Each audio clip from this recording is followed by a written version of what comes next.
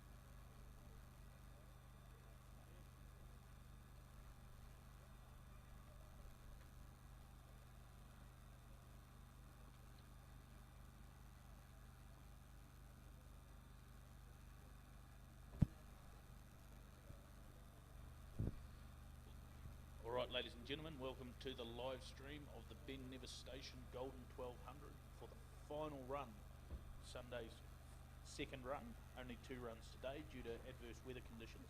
But before we check out the action from Group 1, let's throw back to yesterday, and Dale Budge will take us through the highlights. Here we go, day 1 of the Nevis Station Golden 1200, a full field of 90 competitors tackling this beautiful road behind us. Results are determined by combining the fastest times from each day of the competition across the weekend.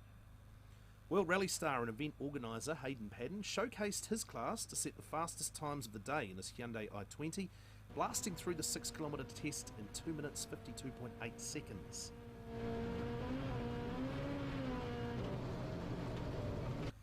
Youngster Job Quantock set the second quickest time of the day in his Skoda AP4 on the final run and was pleased with how his day had gone.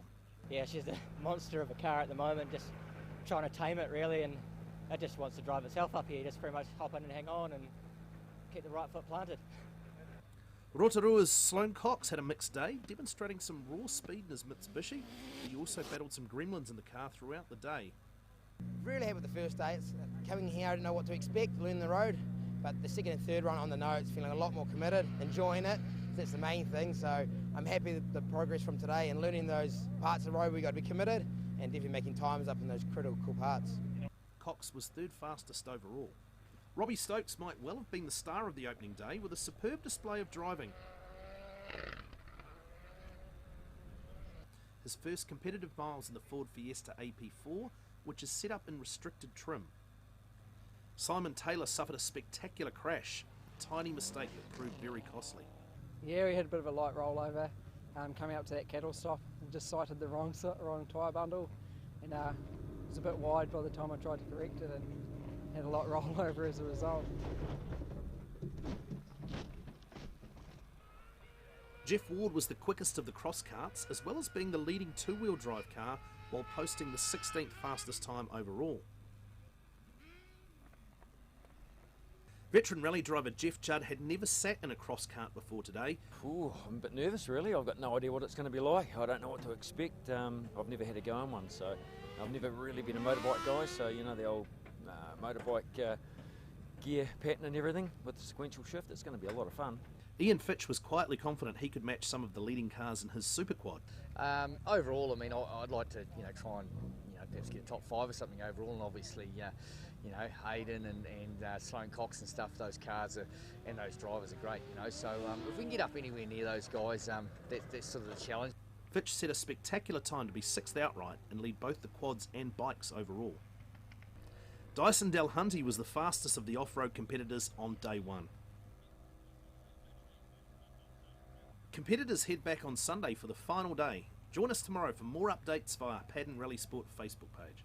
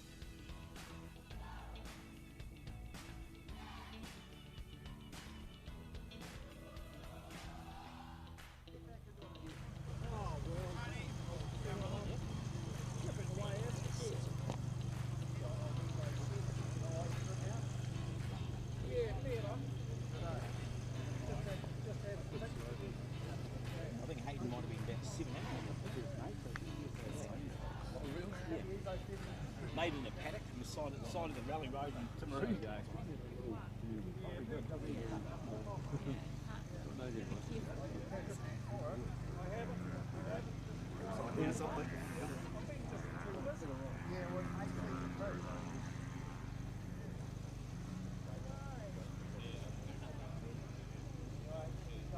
Paddy, you're so good at this. Are you sure you're not 11? Are you 7? Not even 7 or 11? Freaking drives like an 11. Does he? Good lad. What do you drive? Do you? Good work.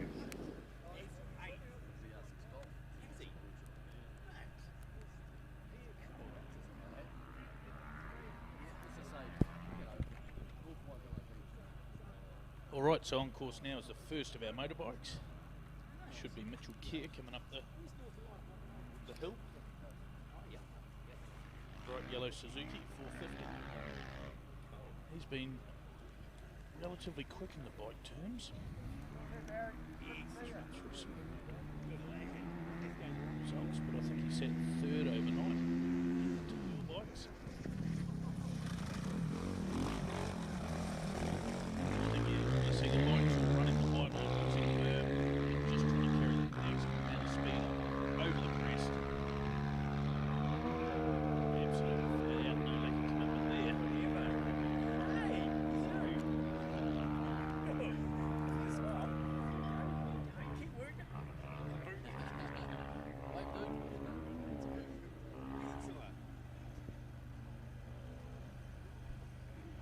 This looks like it's the Yamaha of Blake McPhee.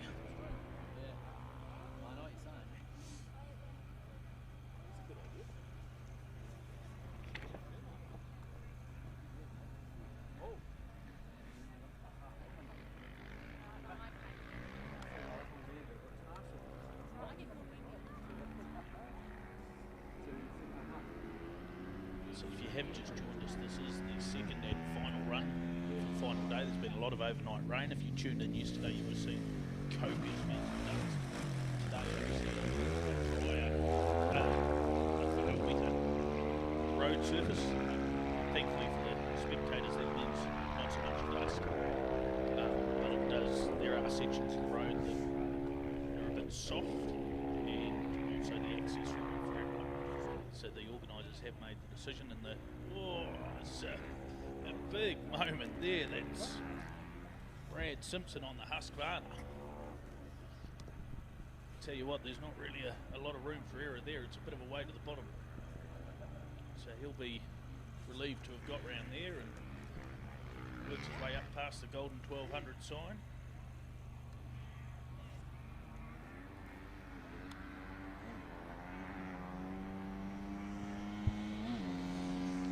Crouch right up over the handlebars, trying to strip the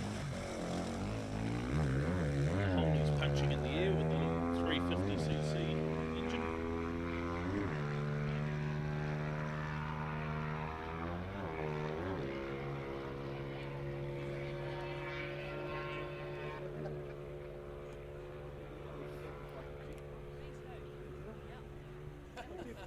This was the man to catch yesterday, Andrew Rudd. Oh, another one right out wide. That corner has been catching a few in the first run. Thankfully, no one's quite made the edge, but I think there's been a few people certainly got their attention.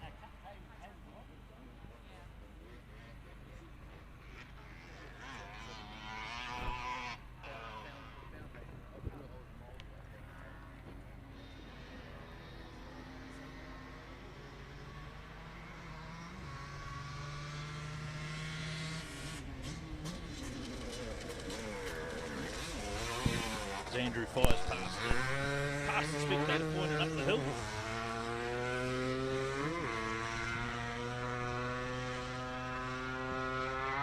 And absolutely flat up over the crest, so that's why that sort of commitment, that's the pace, why he's the pace setter on the Honda.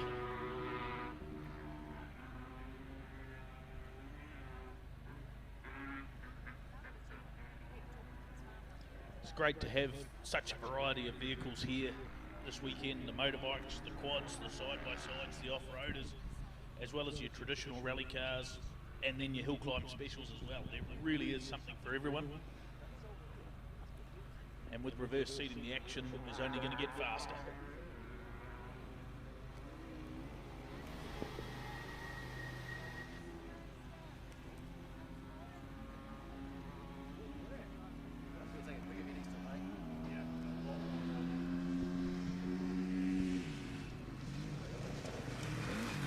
This is Jared Cox.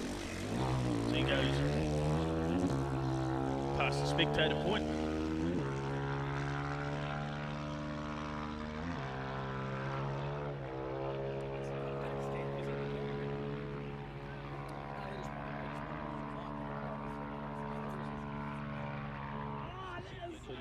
Here at the Ben Nevis Station Golden 1200 hill climb.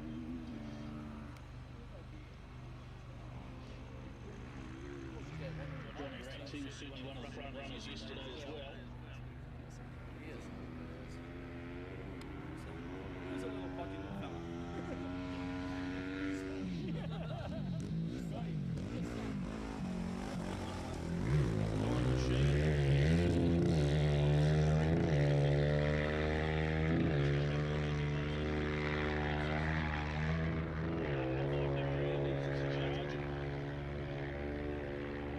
Spectacular stuff.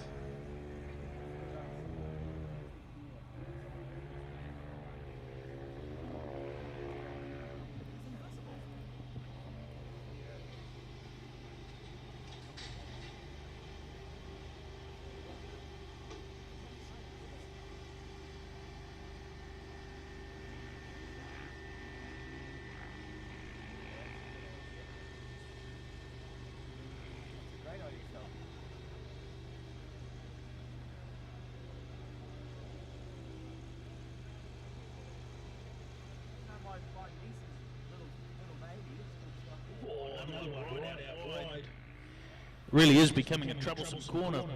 Eric Clark, the latest one to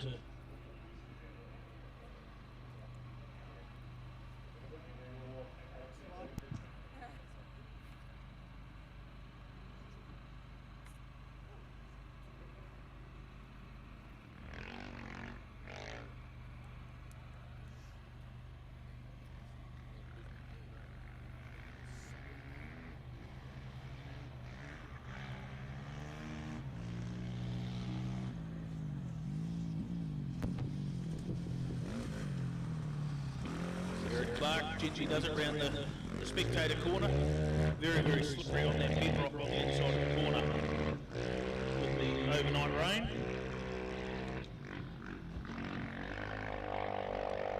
Just like confidence to go to the first of our rally cars. This is Steve Gray.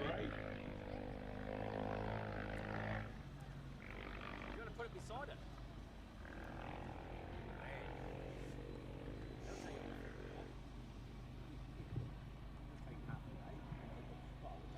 The little 1300cc start. There's been a great battle amongst the 1300cc starts. Unfortunately, we lost Jamie Paddon yesterday.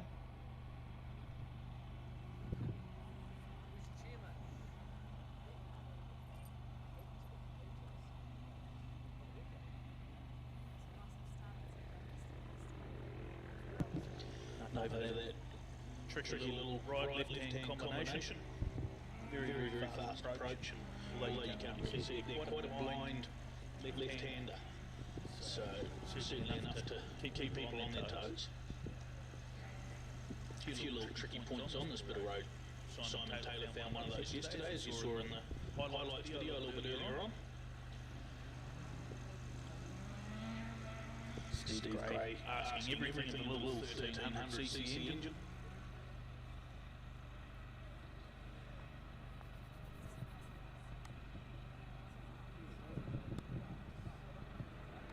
It's great to see Steve with his daughter Samantha in the car yesterday as well. A little bit of a change of pace for Sam, who normally seen sitting with Hayden Paddon in the 700 odd horsepower Hyundai i20.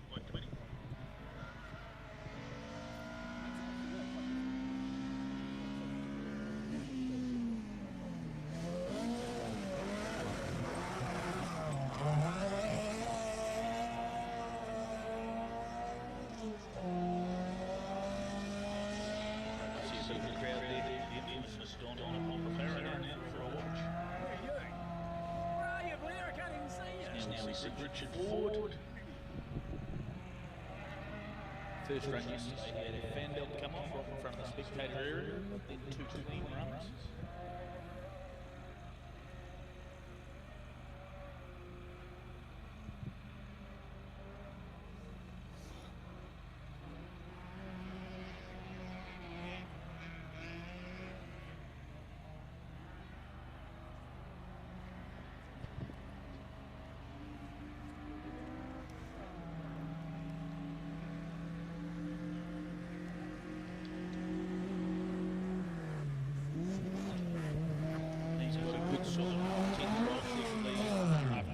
First run this morning, the wrong gear there, so of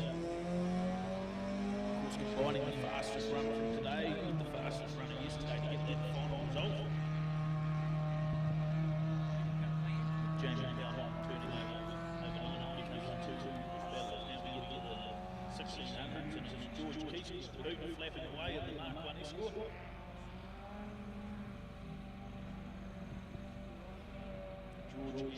John both competing this weekend. Bloody good pair of glasses. I can't even see you. Some lack of aerodynamics up there. Potentially just someone not quite shutting things as they should.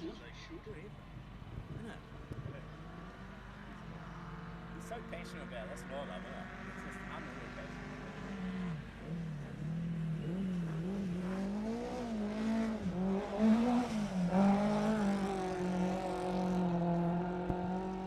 Certainly doesn't look to be slowing down as he heads out of the hairpin area. You can see clearly the catches of the boot not done up there. Better the boot than the bonnet though. We've all seen what happens when the bonnet pins are left out. This is Peter Jackson, not of Lord of the Rings fame. This one prefers his rally cars. Great to see Peter in the little Ford Fiesta R2, one of 2 of them here this weekend. Fantastic little breeding ground, these cars. Sounds like a really fine craft. One of our real front runners, Robbie Stokes, stepping out of a car like this last year, so the latest of line of rally drivers that has come out of Ford Fiesta school driving. Teaching shoe. Nice, neat, tidy driving. Unlike what Corey Saxon's about to show us, it's a real drive by Susie Gemini.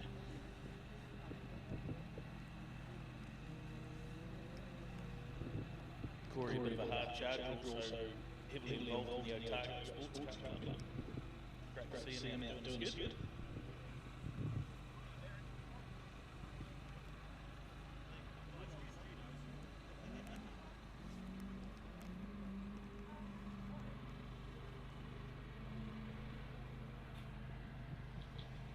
This is some of the cars really all the way up this really steep sections.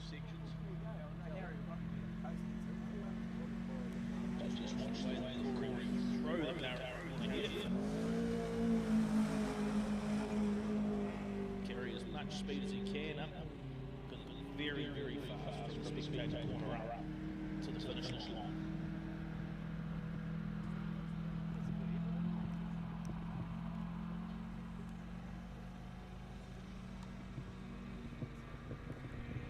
Another one of the Ford Escorts, there's a few of them here this weekend. This one's Russell Burgess. Good, keen, local lad, been around South Island rallying for a long time now.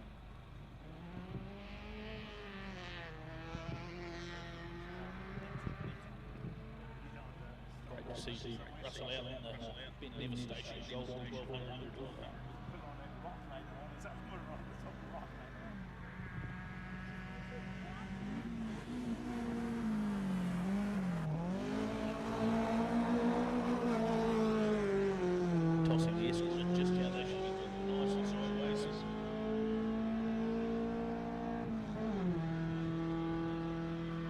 Has been a great event.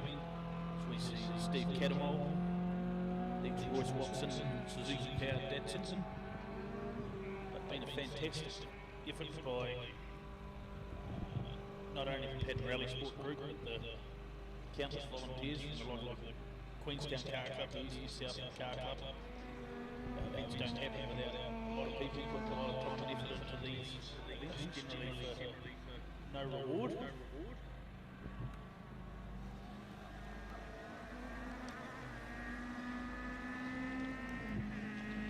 Steve performing very notably recently in the New Zealand Untitled Chapter. Good bit of training for the Ben Nevis Station Golden 1200 hill climb.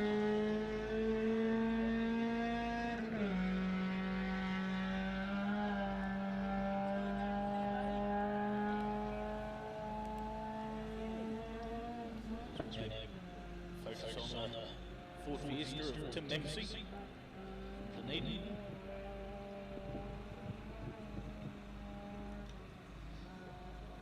As we understand, we've done a bit of circuit racing in this time, getting into the dirty stuff on the gravel now.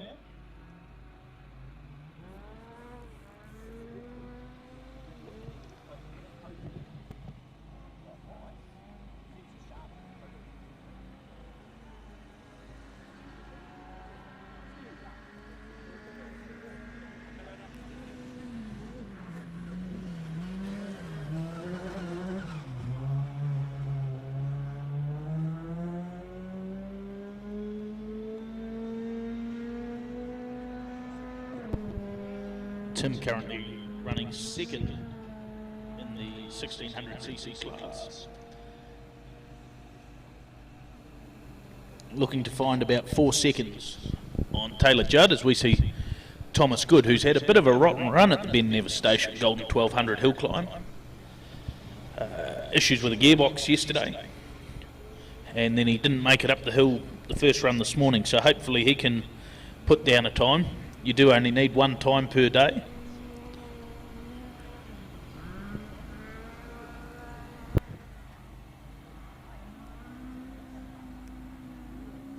And there is Taylor Judd, who we spoke of. Looks like the fastest of the 1600cc cars. With a pedigree like the Judd pedigree, you can understand why, as we see Thomas Good. Nice, neat and tidy, plenty of good drive.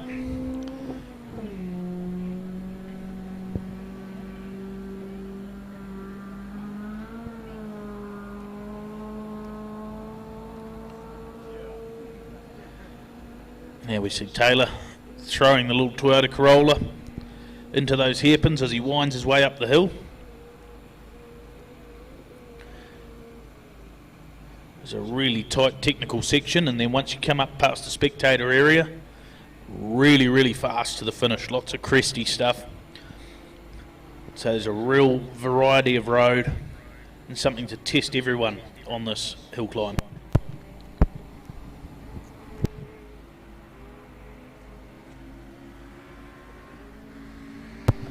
Taylor part of a number of families competing here. His father Jeff behind the wheel of one of the little CMOD cross carts we'll see a little bit later.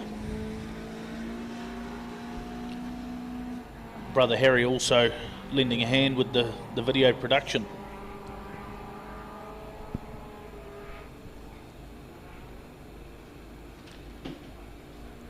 So we also see Phil Toswell.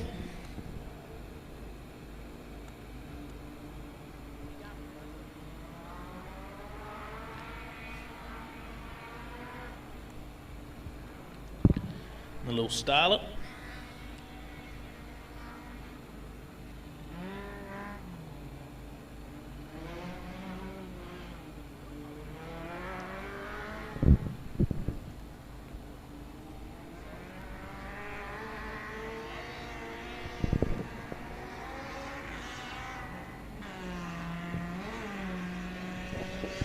Just willing that car up the hill.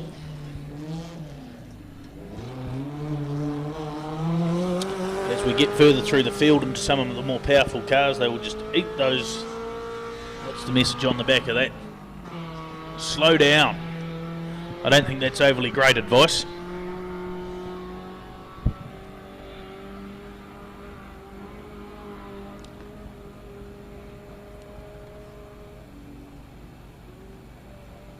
Next car up the hill, Raymond Wilkinson. This is his first event back after a bit of a fiery exit when his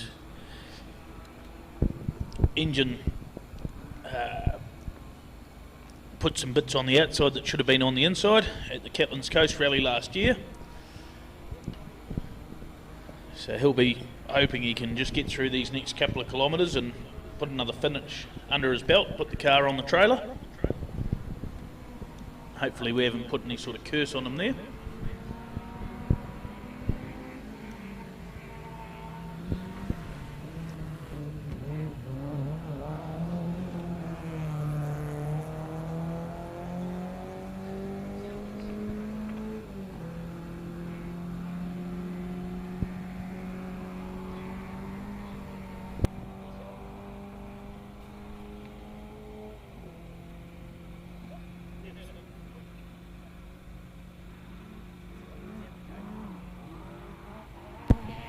One of the real hard charges this weekend now. This is Rob Mcconnachie. Another one of the Toyota Starlets, very popular little cars. A couple of different varieties.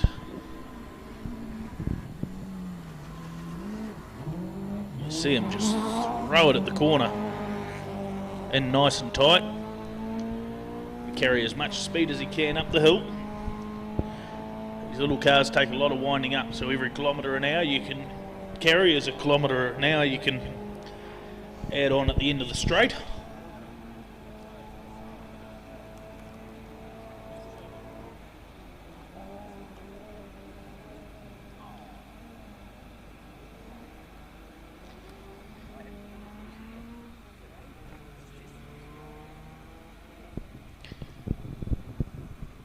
So as we start to get some times through, Johnny Rax looks like he's going to be the fastest of the motorbikes, and a solid time from him that slots him into 7th overall. But obviously there's a few cars left to run, so we'll see. But if Johnny can be inside the top 10 on a two-wheel bike up this bit of road, that's certainly good going, and full credit to him.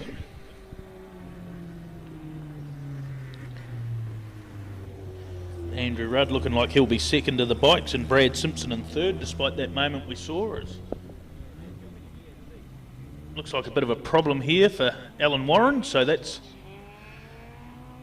a real shame for him. Beautiful little Mark II Escort, but something's not quite right there. So we keep an eye on that and let you know what's going on as we move to John Keast. We've already seen son George. This is a little 1600 PDA Escort.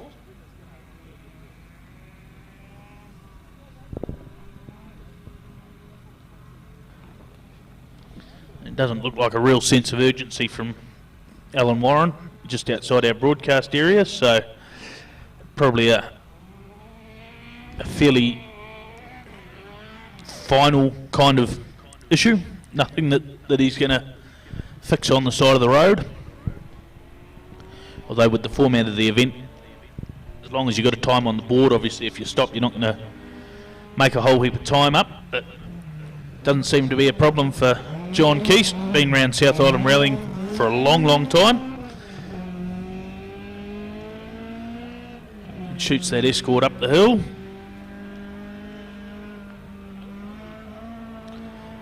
Just a slight lift for the crest. See the very, very fast guys absolutely flat. A few of them this morning actually just getting a little bit of air under the wheels. And this is Scott Paul. Unusual to see the four-door Ford Escort on the stages.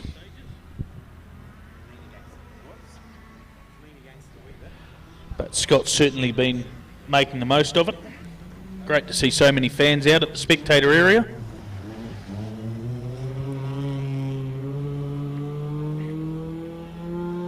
Doing some good safe spectating on the inside of the corner.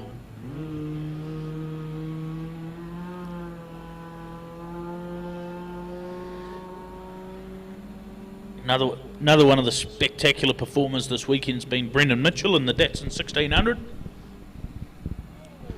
Certainly not been afraid of backing it in for the crowds yesterday and showering them in dust. Not such a dust issue today.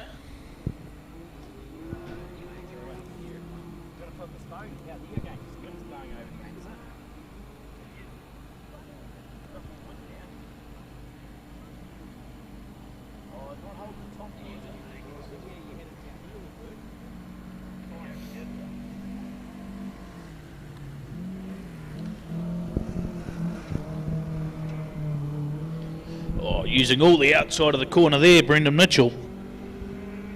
Trying for every little last tenth of a second. Now we see Gordon Beebe working his way up the hill.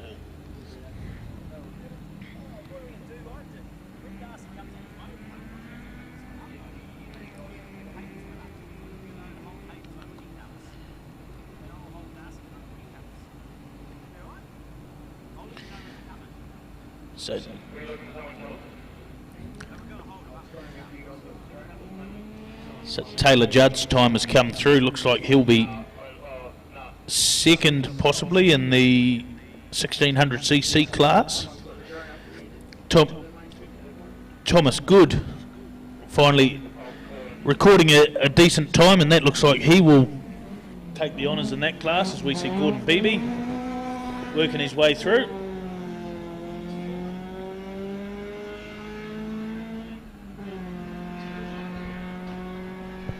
And on a real charge, this is our Australian visitor.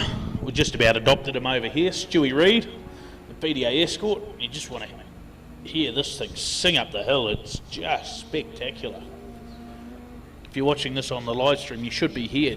It's just about worth the price of admission alone. Iconic noise of the BDA escort.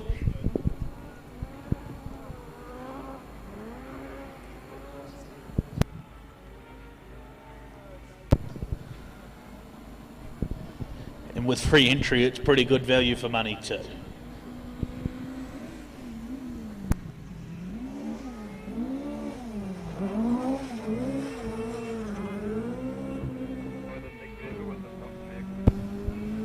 Certainly throwing it round, Stewie Reid. He fires off up the hill.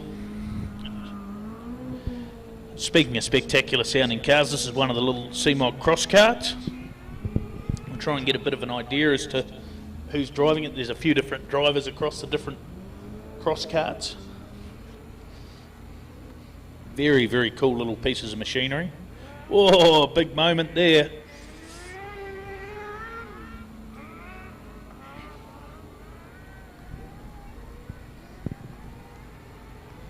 This is potentially Jared Owens, I think.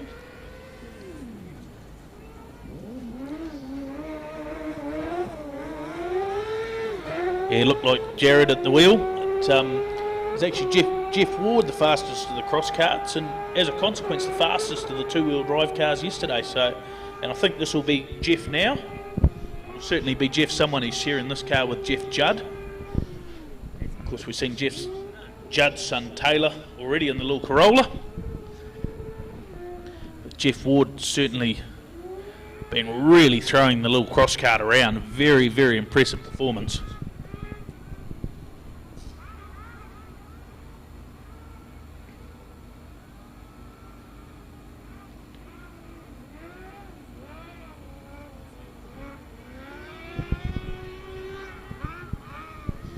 It was Mark Tapper setting the pace in these cross carts this morning.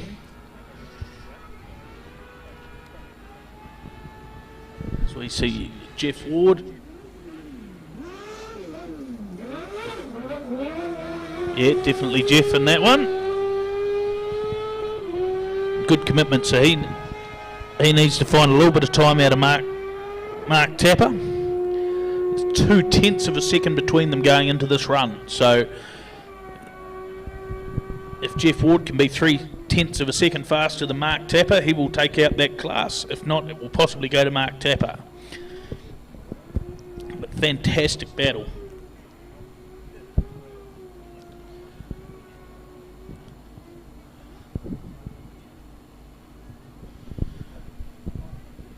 Is this one of our side-by-sides, or is this this looks like it could even be a promotional run in one of the little Honda side-by-sides. Saw Hayden Paddon having a skidding one yesterday, taking a lucky punter for what would be one hell of a ride, I'm sure.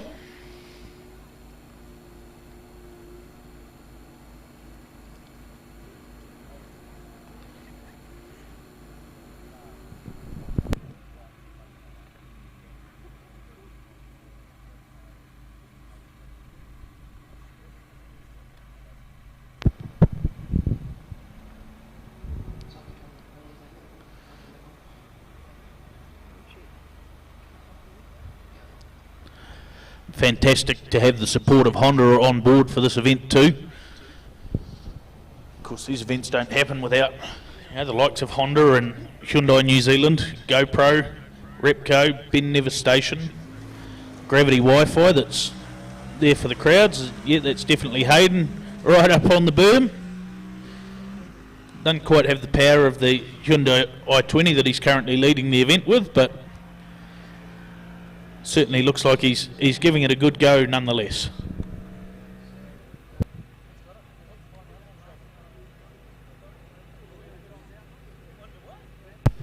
Alright, so that looks like that's the end of Group 1, so we will just have a short break while we bring the first lot of vehicles back down the hill and get into Group 2, which will be the final run, the big boys, from the Ben Nevis Station, Golden 1200 hill climb. In the meantime, check out the highlights from yesterday's action. Here's Dale Budge. Here we go, day one of the Ben Nevis Station Golden 1200, a full field of 90 competitors tackling this beautiful road behind us. Results are determined by combining the fastest times from each day of the competition across the weekend. World Rally star and event organiser Hayden Paddon showcased his class to set the fastest times of the day in this Hyundai i20, blasting through the 6 kilometre test in 2 minutes 52.8 seconds.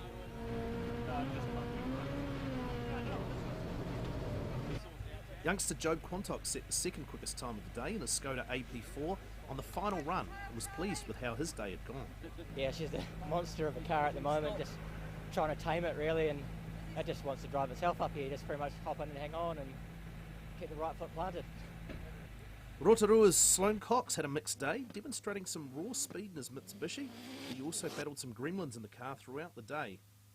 Really happy with the first day. It's coming here, I didn't know what to expect, learn the road, but the second and third run on the notes, feeling a lot more committed, enjoying it. That's the main thing, so I'm happy with the progress from today and learning those parts of the road we got to be committed and definitely making times up in those critical parts. Cox was third fastest overall. Robbie Stokes might well have been the star of the opening day with a superb display of driving. His first competitive miles in the Ford Fiesta AP4, which is set up in restricted trim. Simon Taylor suffered a spectacular crash, a tiny mistake that proved very costly. Yeah, we had a bit of a light rollover coming up to that cattle stop and just sighted the wrong tyre bundle, and it was a bit wide by the time I tried to correct it and had a lot rollover as a result. Jeff Ward was the quickest of the cross carts, as well as being the leading two-wheel drive car while posting the 16th fastest time overall. Veteran rally driver Jeff Judd had never sat in a cross cart before today. Ooh, I'm a bit nervous really. I've got no idea what it's going to be like. I don't know what to expect. I've never had to go on one, so I've never really been a motorbike guy, so you know the old motorbike gear pattern and everything with the sequential shift. It's going to be a lot of fun. Ian Fitch was quietly confident he could match some of the leading cars in his super quad. Overall, I mean, I'd like to, try and, perhaps get top 5 or something overall, and obviously, Hayden and Sloane Cox and stuff, those cars and those drivers are great, so if we can get up anywhere near those guys, that's sort of the challenge. Fitch set a spectacular time to be 6th outright and lead both the quads and bikes overall. Dyson Delhunty was the fastest of the off-road competitors on day one. Competitors head back on Sunday for the final day. Join us tomorrow for more updates via Paddon Rallysport Facebook page.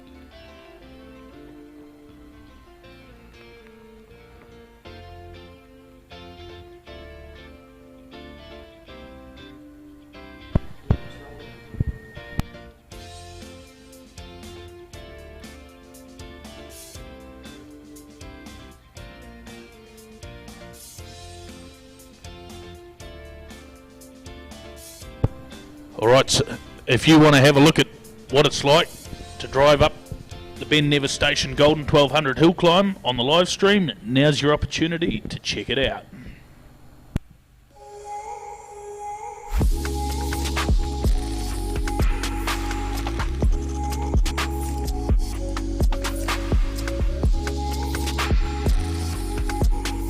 So as you can see, a really nice fast start, then up over a really tricky bridge, and that's wet at the moment too.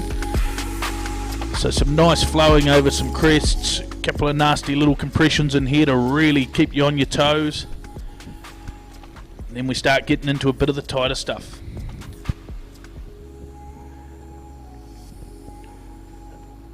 Up over the first of the cattle grids, really fast up here. And then you got to watch this, because this next right-hander and then a tricky left-hander. We talk about this with the barrier on the outside, and you can see why it's been put there.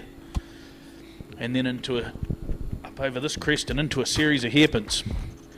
Wind your way up. This is coming up to the spectator zone.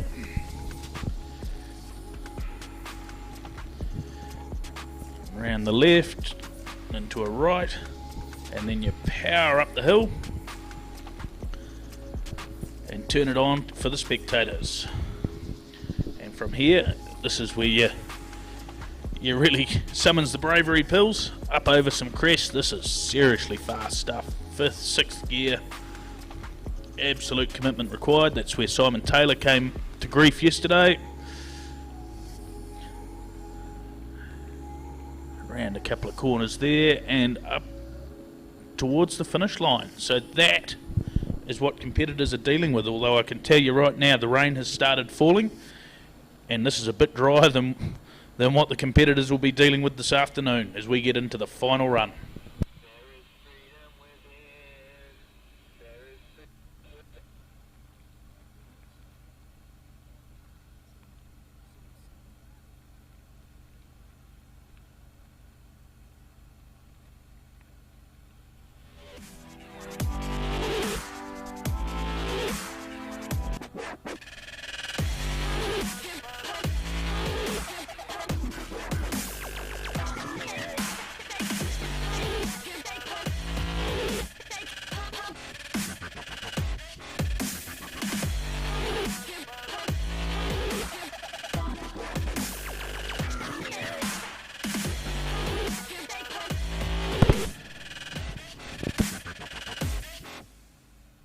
Alright, so the safety car is on course. If you are out spectating here, make sure that you get yourself off the road and into a nice safe position as we work our way into the final group for the Ben Nevis Station Golden 1200 hill climb. This is where a lot of the big overall results are going to be determined. As it sits at the moment, Hayden Paddon leads with a combined time of 5 minutes 50.1 seconds. Got a solid lead over Sloane Cox, who is running a combined time at the moment of 6 minutes 17 seconds, and then a further 4.5 seconds back to Job Quantock. Ian Fitch on the super quad, the Madman, he's 4th overall on a 6:24.4, and then Scott Simpson with a 6:31.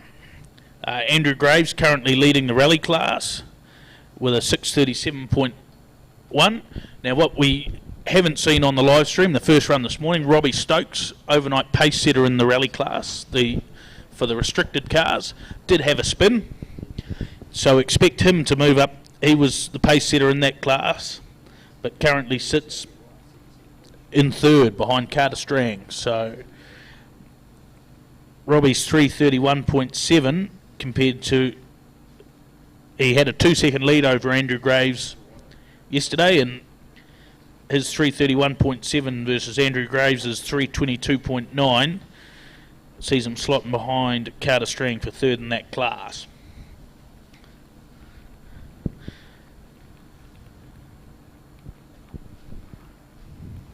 We also saw a little battle in the cross carts.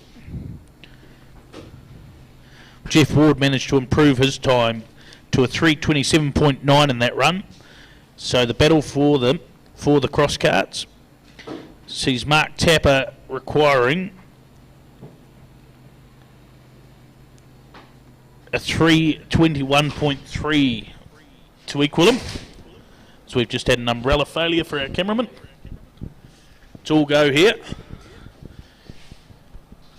Challenging elements.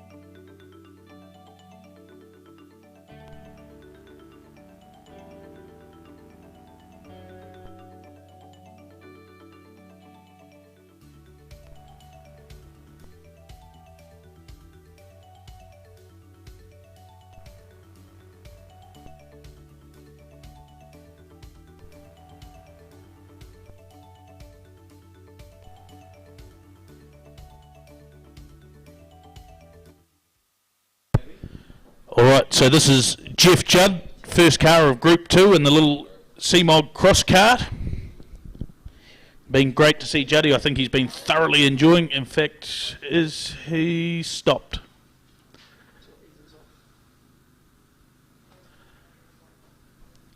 So not quite sure what's happening there.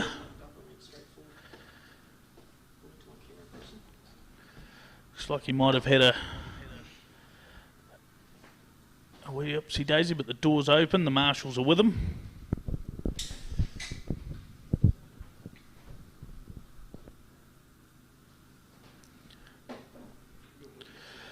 As we see Mark Tapper now. Mark Tapper, as we said, he's right in the hunt for the class. He's got a bit of time to make up on Jeff Ward from yesterday as he goes past the stricken Jeff Judd. And Mark putting all of his international rallying experience to great use. Absolutely screaming up the hill. And look at that rain, it is just bucketing down out there. Great day to be sitting there watching the live stream from the Nevis Station Golden 1200 hill climb.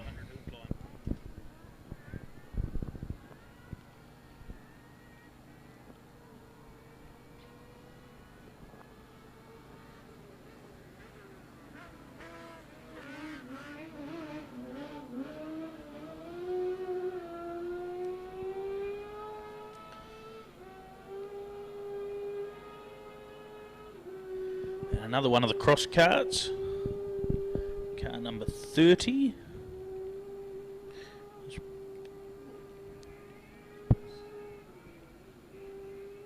Actually, this could be Tapper here. That might have been Wayne Pittham's, actually. So I'm full of lies. It's a good start, isn't it? Yeah, that certainly looks like it could well be Mark Tapper throwing the little cross cart around.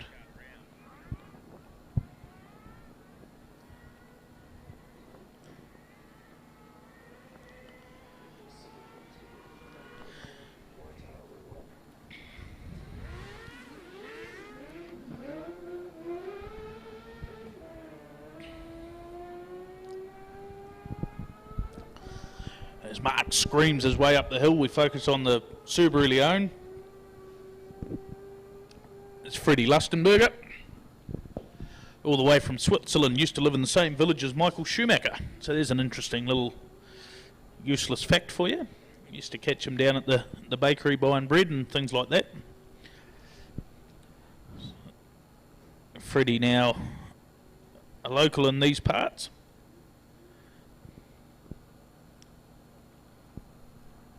And enjoying his time firing the Leone up the Ben Nevis Station Golden 1200 hill climb. Have a look at the shine off that road and the shiny surface as we see Jeff Judd out of the car. But that shiny surface you've got to really watch out for, and a lot of the exposed bedrock that you'll see on the inside of the spectator corner.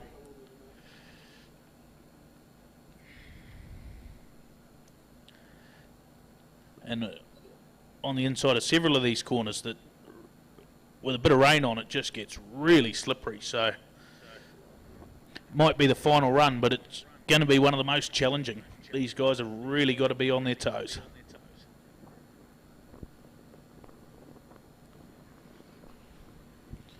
Freddie making his way up to the spectator area. He'll throw the Leone in.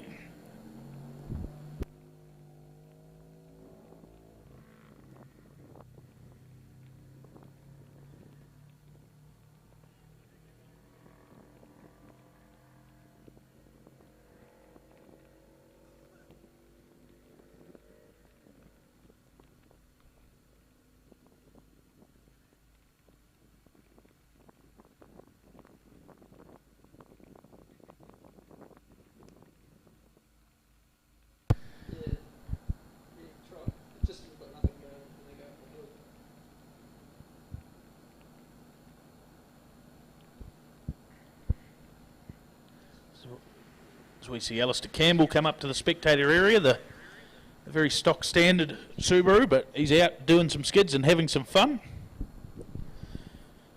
Great to see Andrew Lowe on course 2. Car normally campaigned by Jeff Argyle. He makes his way past Jeff Judd there. Andrew, the owner of this car, and great to see him actually out using his toy.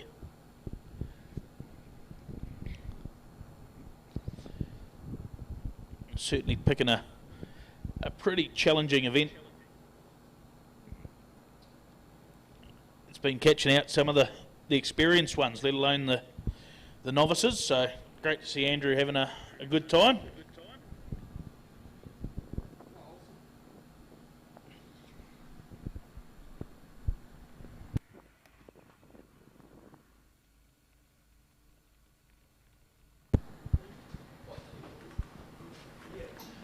Andrew swings round and he'll head up the hill and to the finish.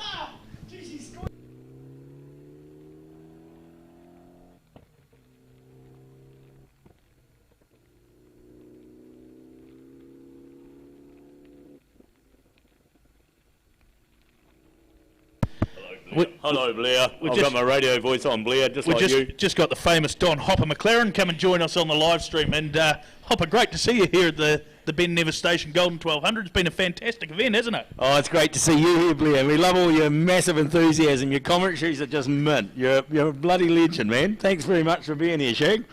Oh, man, that just cost me $100 to get him on the stream. We see Simon Taylor. Great to see Simon back out. We saw him in the highlights reel have a bit of a whoopsie a bit further up the course on the first run yesterday, and they've worked hard overnight, put a new windscreen in the car, a new bonnet and bumper and some panels, and bashed a few things out, and it's looking nice and strong.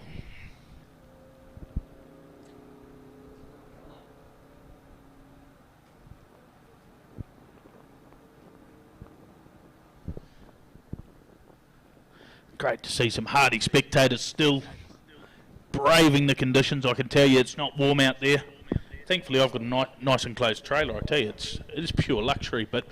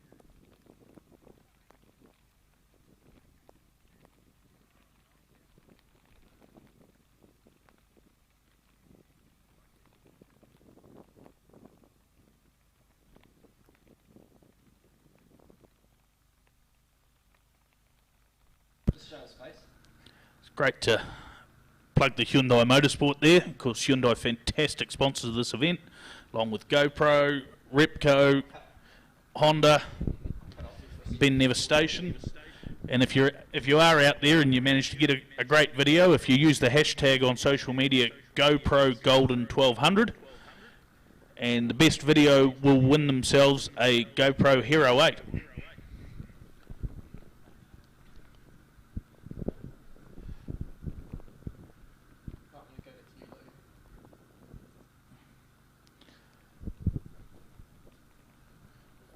Got the next of our cars on course now. This is Paul Preston, Mitsubishi Evo 3.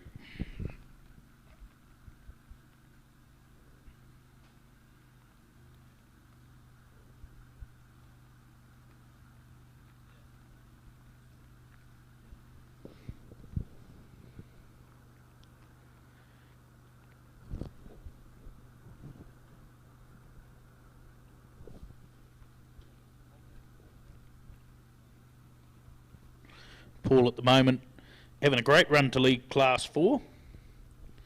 The combined time 7 minutes 10.4 seconds.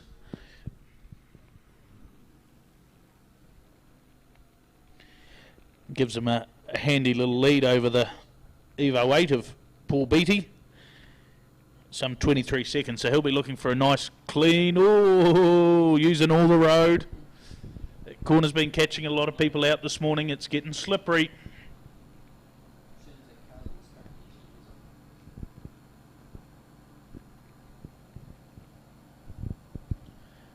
That rain hammering down, but these guys still charging up the hill.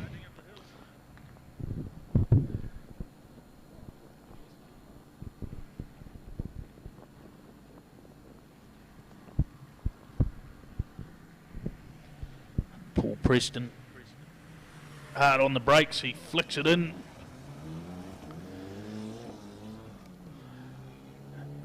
Around past the spectators and up over the top of the crest.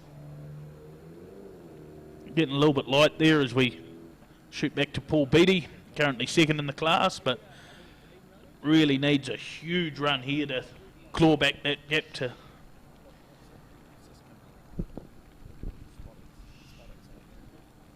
Paul Preston, so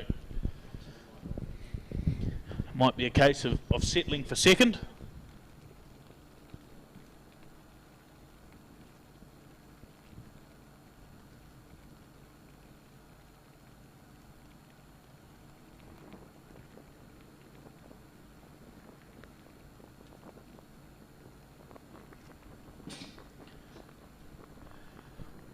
Paul Beattie is, I believe, at this car, a great history with the likes of Regan Ross, Marcus Van Klink. Although you could argue whether or not it's great history, but it's certainly history.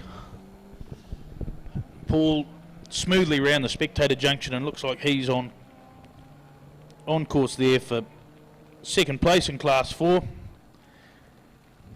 A great drive from him.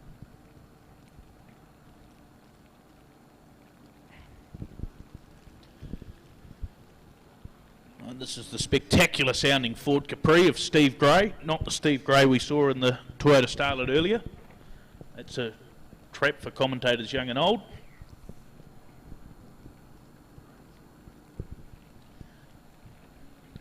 That rain is pelting down, but it's not bothering Steve in the slightest. Look at him, he is throwing that Capri around using all of the road.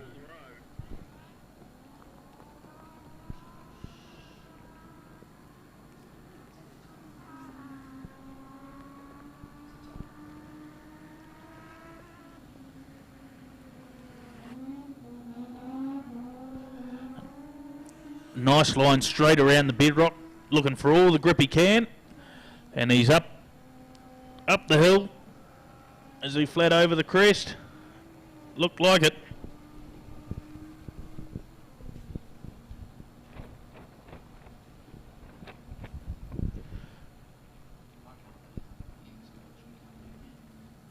This is the WRX powered RX-7. Just to confuse everyone, driven by Stephen Taylor, affectionately known as the WRX7.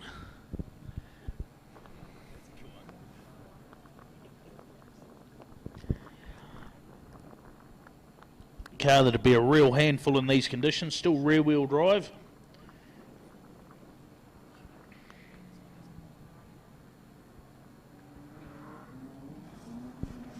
He's chasing Steve Gray in that class, 4 seconds between them coming into this run.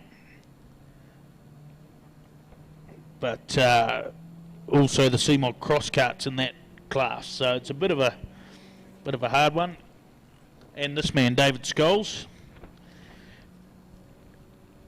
had all sorts of fun with broken axles yesterday. Great to see him back out today, and still running strong. Supercharged Toyota E86. And Scholesy a fair peddler too. The big Scandinavian flick.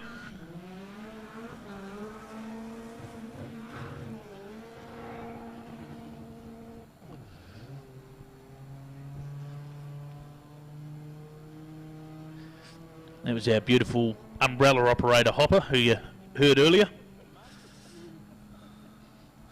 So now we see Steve Thompson.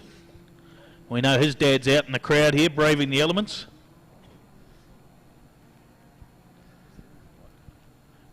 Tomo's certainly been charging on all weekend.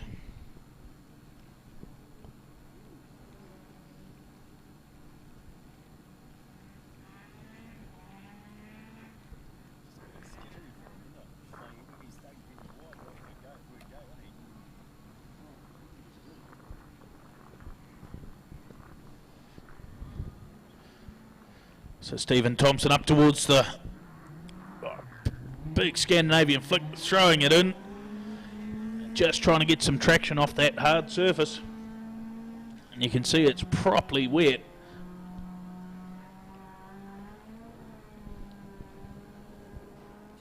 As we focus back to Bert Murray and the Mazda RX-7.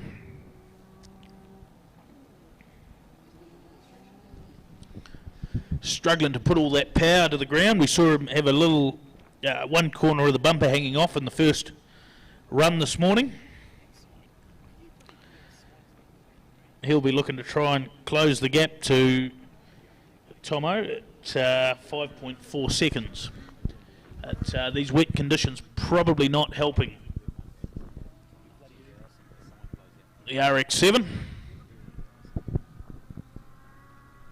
In the Rod Millen tribute livery, looking very sharp.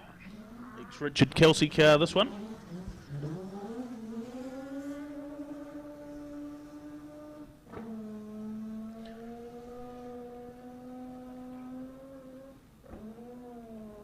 And grabbing another gear up over the top of the crest. Oh, a little bit of smoke coming out. This is the Ray Casey Nissan GTI-R.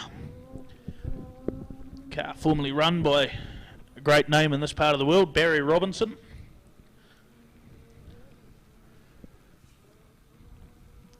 Looks like that smoke's disappeared, so hopefully nothing too serious. He does just need to get to the top of the hill. Oh, there is a bit there, but hopefully only a couple of... Oh, he's right out wide there. Hang on to it, Ray.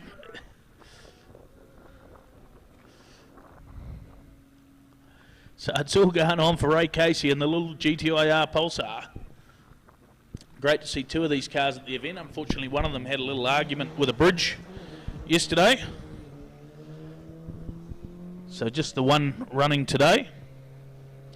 So we turn our attention to Ray Wilson, former front runner in the New Zealand Rally Championship, legend behind the wheels of Minis and Toyota Starlets before he turned his hand to the Mazda 323.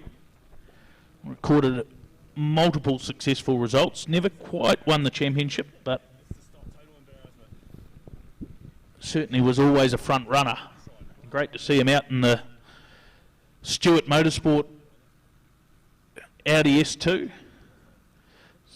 supporting the research and awareness of motor neurone disease. Unfortunately, Malcolm Stewart passed away from that several years ago. Great to see his old-time mate and rival Ray Wilson out and flying the flag for that team.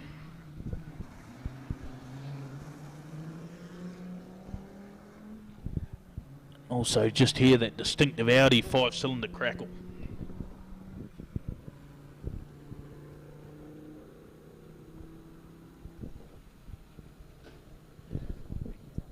This is our only female competitor, Jasara Cockshawn.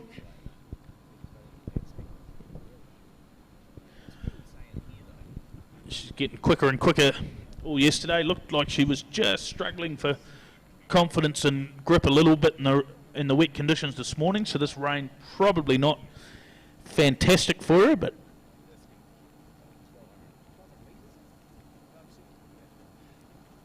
great to see her out and doing some skids.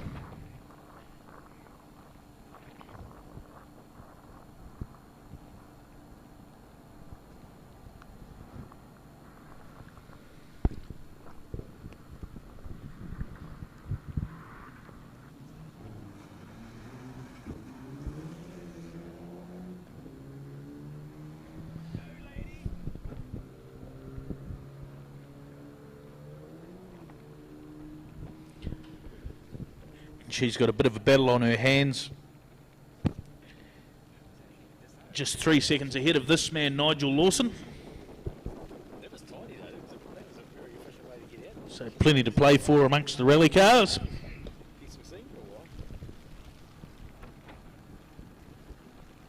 You can see that rain is just driving in. That's seriously heavy.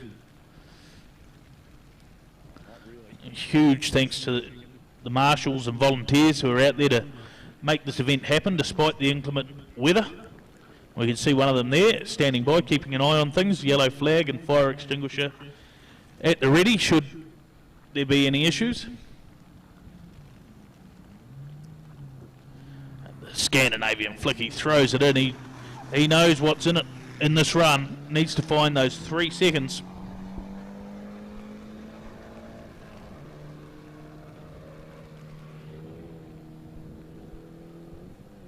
And if you want to follow the results at home online while you're watching this, jump on to chrissport.co.nz, or if you're out in the field with the Gravity Wi-Fi, or right out wide Glen Frew, he's using all the road.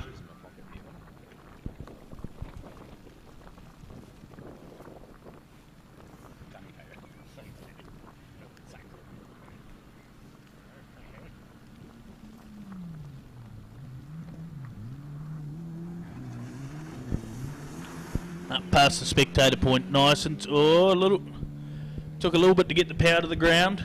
Coming out of there, it is getting slippery. That's what you do with your girlfriend's car. Just take it out for a drive. Saturday and Sunday. A tall ask in that class with the likes of Andrew Graves, Carter Strang, Robbie Stokes at the head of that field.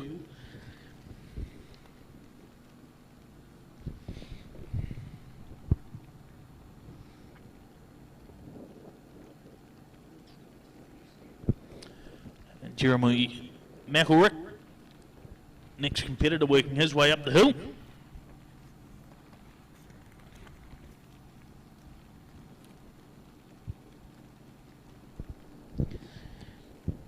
Perhaps not quite the speed we expected to see from Jeremy. A little bit possibly conservative in the first run this morning with a 3:49.6, his best yesterday a 3:40.2. The road was in pretty good nick before this rain came in. Sort of settled a lot of the dust and stones back into the surface. But unfortunately now I think his chances of beating that 3:40 are long gone. It's properly wet. Star from days gone by, Mark McMillan, in a car that's also a star from days gone by, the Subaru Legacy with the Colin McRae tribute livery on it. And Mark's certainly been throwing this car around.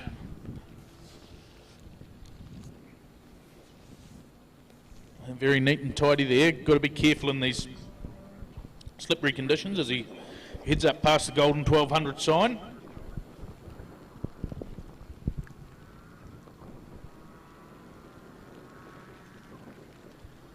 Mark with the big Scandinavian flick. Look at that, throwing the big Legacy in.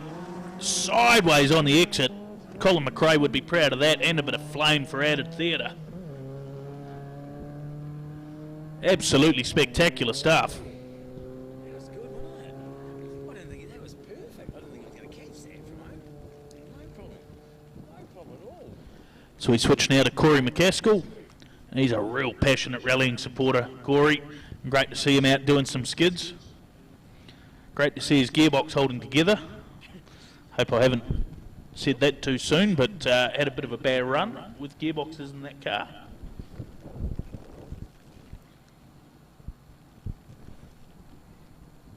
Come on, big fella. Big local. The big local. And now he stands on the gas. He's up towards the spectator area.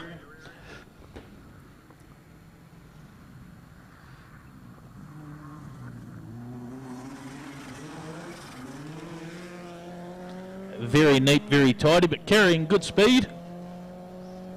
He heads up past the GoPro sign and over the crest.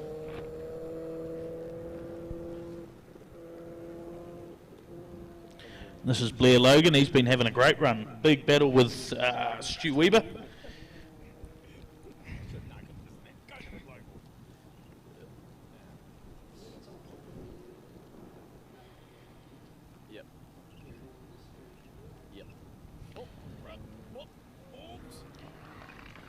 So Blair Logan and Stu Weber, who will soon see next, separated by just 0.4 of a second. So it's definitely all on the line in this run.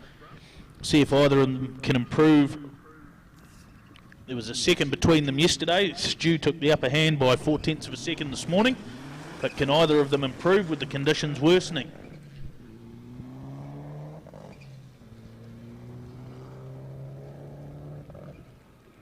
Sounds like a bit of a misfire there for Blair Logan, so I don't think he'll be improving his time today. But what can Stu Weber do? The ex-Possum-born Group A Pro Drive Impreza. And it sounds spectacular. Stu's been throwing this car around all weekend in a manner that Possum would be proud of. If you're here on site, just listen to the way it crackles and pops. It's way up the hill. It's a sound that reminds you of 25 years ago when these cars were the absolute pinnacle in world rallying. Stu's certainly a contender for the most spectacular drive of the weekend.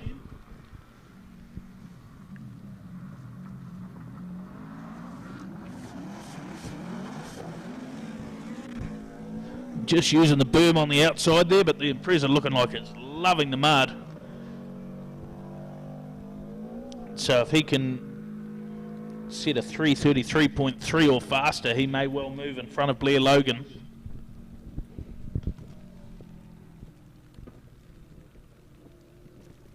It'll probably all come down to that bloody first run today, didn't it? The whole thing. Dean Bond working his way up the hill. Yeah, a decent time yesterday. Last run yesterday, first run today, wasn't it? That's He's been a real stalwart rallying in this part of the world for a while. Very hard man to beat on his home rally, the Captain's Coast Rally.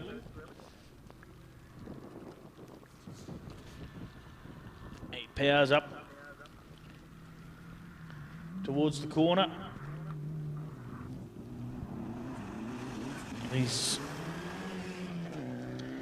currently fourth in that rally class, Class 3.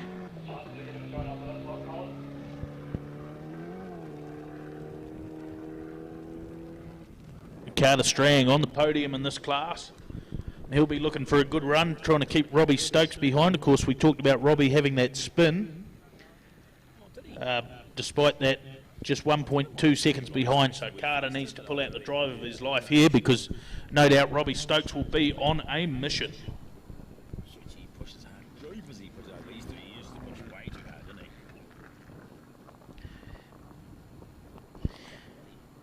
he? It's also less than 6 seconds up the road to current class leader Andrew Graves, so there's plenty to play for here at the Ben Nevis Station Golden 1200 hill climb.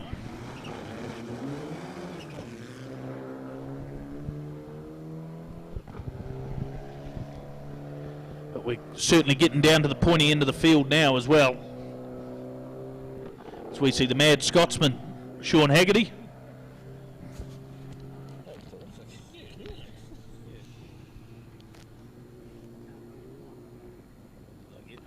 And he's only 6/10 of a second behind the man we saw just before, Dean Bond, so he'll be another one really trying, and we'll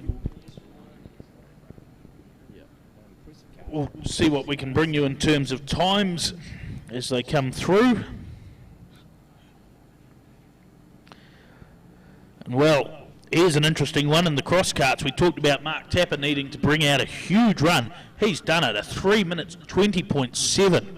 Fastest run for any of the cross carts of the weekend, second fastest of anyone to run so far in this, the fifth run, as Sean Haggerty sprays the camera. Oh, he's up over the bank, he's all over the show. But Mark Tapper pulling out the huge time. So Robbie Stokes, he's all over the road. He really is, as I said, got to make up time after that spin this morning, so effectively this is the run that's got to count for Robbie.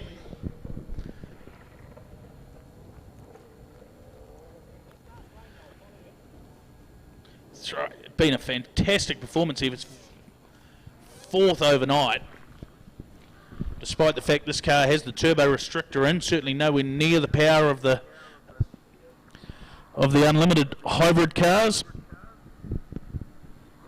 Hill climb specials. Robbie throws it in. Oh, look at that. He's using all the road. He certainly wants that time. And this is the man he's chasing, Andrew Graves.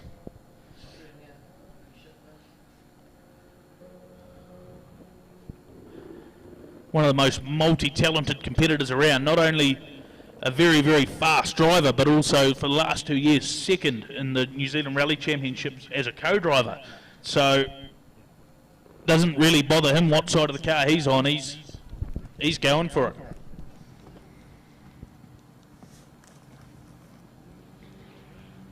He works his way up past the Golden 1200 sign.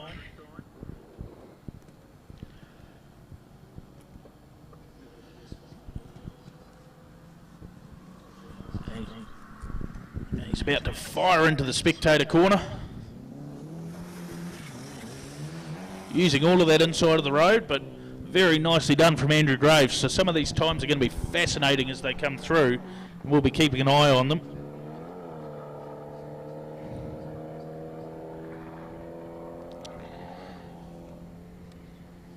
So Carter Strang's time is through in a 3 minutes 23.2. So we'll see what Robbie Stokes can pull out of the bag. He did do a 3:12.2 yesterday. That was the fastest of the rally cars. Josh Mitchell works his way up the hill, running in the unlimited class and doing a fantastic job as well.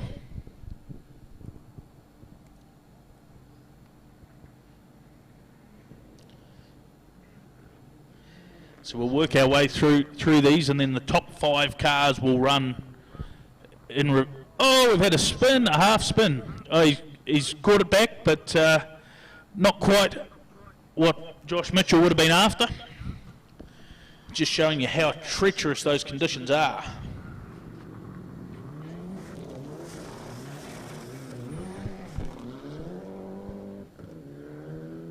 Sorry, James Mitchell, not Josh Mitchell.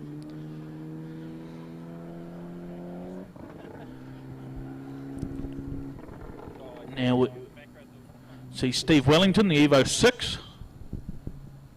So we're getting at this pointy end, and those top 5 cars we'll see will be Scott Simpson, Ian Fitch on the Super Quad, Joe Quantock in the Skoda, Sloane Cox, and of course Hayden Paddon. They'll be running at 2-minute intervals too, so we'll get a great chance to watch them all the way up the hill. But at the moment we're keeping an eye on Steve Wellington.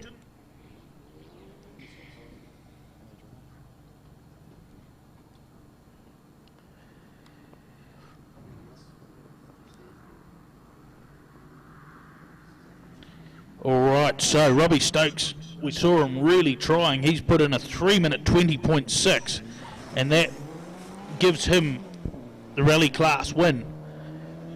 2.8 seconds ahead of Andrew Graves, with Carter Strang in third in that class. So fantastic to see some of the class results coming through.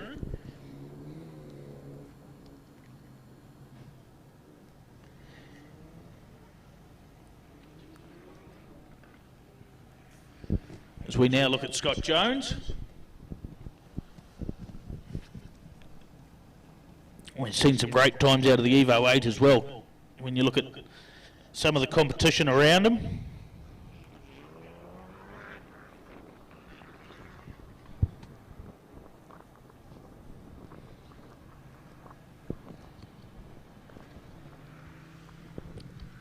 He's got a good keen rally man from Timaru.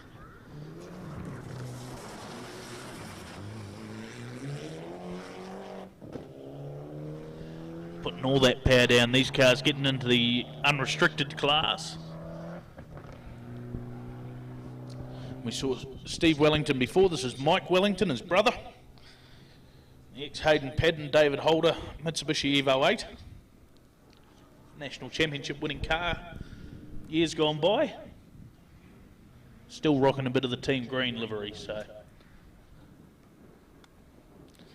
Great to see Mike out campaigning this car. Currently has a 5.3 second lead over his brother, so I'm sure that he'll be keen to maintain that.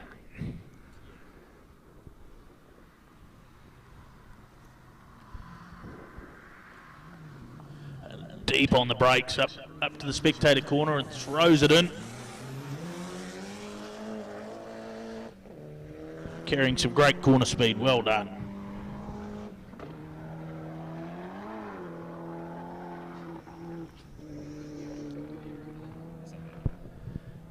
Well airborne as we see David Quantock.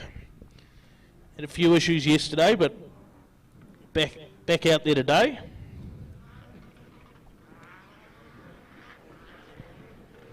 Certainly plenty of power in the Mitsubishi Mirage, but unfortunately they've worked heavily on the front aero and the rear wing that was coming to balance it out. Still halfway between America and here in New Zealand. Gotta love the good old coronavirus for that one. Dave certainly, he's using all the road as he fires up to the spectator zone.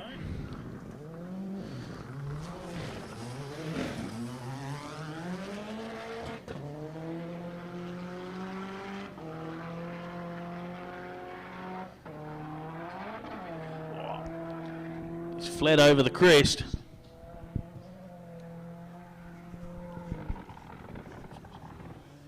We got, looks like one might be tall, possibly broken, being pushed back towards the start line, so slight delay while they clear this car. Obviously hasn't got very far up the road.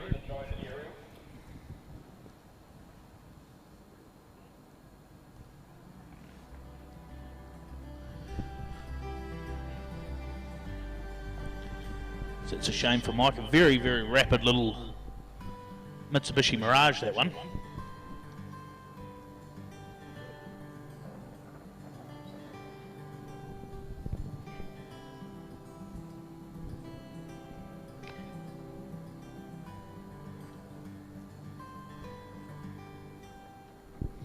Just outside the top 10 coming into this run, so he would have been looking to improve on that.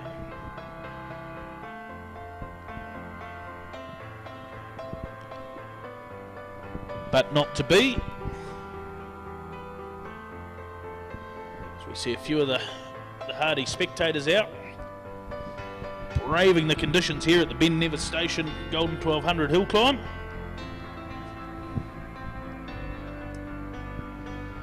Good chance to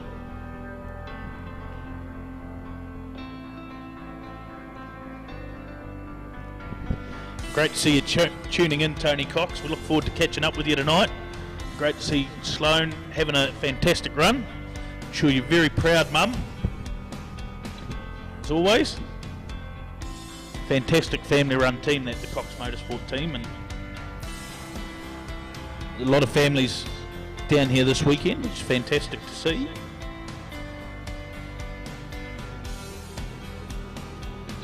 Look at the GoPro signs getting covered. The St John's ambulance team had a little bit of work yesterday with one of our quad riders, but they're in the best hands and on the mend. Of course, important to have all the safety features in place. Motorsport is dangerous. Thankfully, it doesn't happen too often, but we can always have the best of services at hand should the worst happen. So Ben Terry on the start line. He will be the last of our cars before we get into the top 5.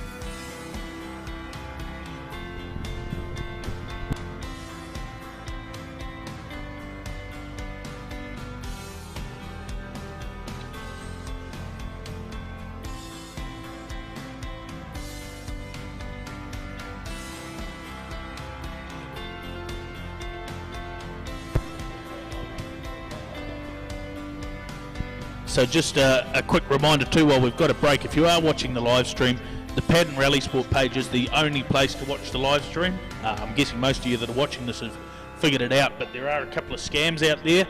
If anyone's asking you to pay to watch this live stream, there is no charge. So if you come across any sort of payment required, you're on the wrong page. As Ben Terry roars into the stage, every way of watching this Ben Nevis Station Golden 1200 hill climb, be it as a spectator or on the live stream, is absolutely free. If you are enjoying it, feel that you want to make a donation, as we see Ben Terry up over the bridge. And he did actually come to grief just a little bit further up the road here on the last run yesterday.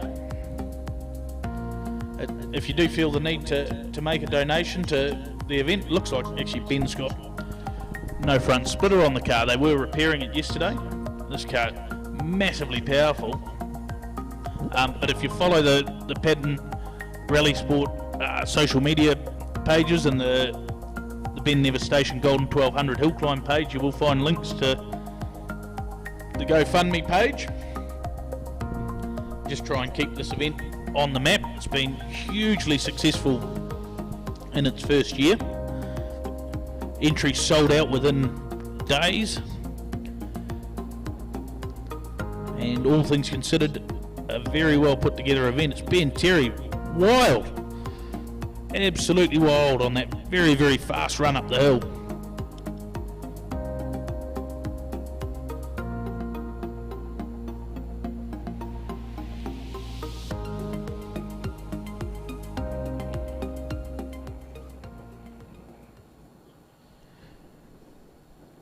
Great to see the Waimate Worm himself out doing some skids. He's running in the top 3 yesterday until he had that little indiscretion, and obviously car not quite at 100% today, and certainly the conditions not quite playing into Ben's hands. As I said, car got massive amounts of power, and in the slippery conditions, I could just about guarantee you that's equating to a lot of wheel spin. So he flies up towards the spectator corner. Bit of understeer that not quite sounding right. So that car, a few misfire problems as well. So it's been a tough weekend for Ben. And now we're into the first of our top 5 runoff. This is Scott Simpson. Little Volkswagen Polo or Mitsubishi running gear underneath it, one of what we call the proto format cars. Scott's really got this thing humming.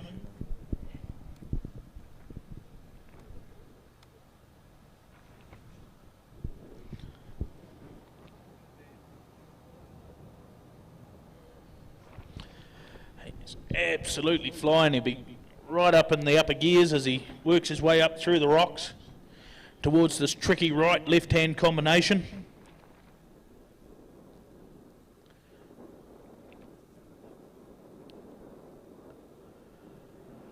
He's sideways through there, just misses the Armco barrier. Scott Simpson's on a charge. Hard on the brakes. This is where Jeff Judd came to grief. A little cross cart.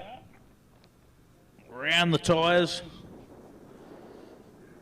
Right out on the edge of the road there, so he's trying. This is the big boys. Scott on a combined time of 6 minutes 31, so only 14 seconds away from Sloane Cox. He need to have a perfect run and probably Sloane have a little issue, but certainly the battle amongst third and fourth, it's going to be an exciting one.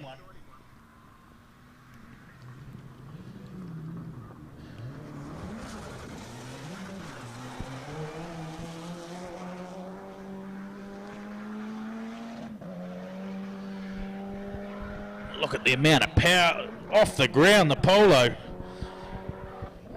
Now we see Ian Fitch. It's got to be the world's fastest quad bike, this thing. It's got everything. It's got masses of power. It's got active aerodynamics. Quite frankly, it's got a guy on it that seems to have a screw or two loose. But man, can he achieve some results. He was off the ground there through the cattle grid.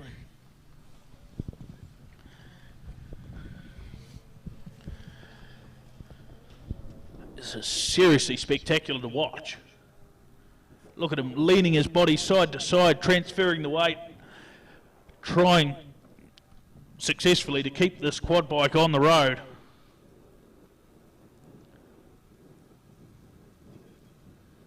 Makes his way through the right-hand, left-hand combination.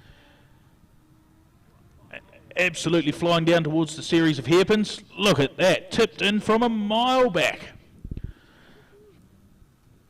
Around the tyres, putting down some power, leans back over those rear wheels. It really is a physical workout riding these quad bikes. Look at him, right over that left front wheel, getting the thing to turn, and now right out sideways. Whoa, what a handful. This is a massively powerful quad bike, and Ian Fitch is trying his best to tame it in some pretty slippery conditions. It looks like the rain has stopped, but the road's still certainly wet. Up towards the spectators, watch the wings, up. And then he gets back on the throttle and they flatten back out. So he gets the best of both worlds, lots of downforce when he's off the throttle and a nice slippery quad. Right up, just about off the ground. Look, this is bravery plus from Ian Fitch. And that's what he needs in this battle with Job Quantock. There's only a handful of seconds between them.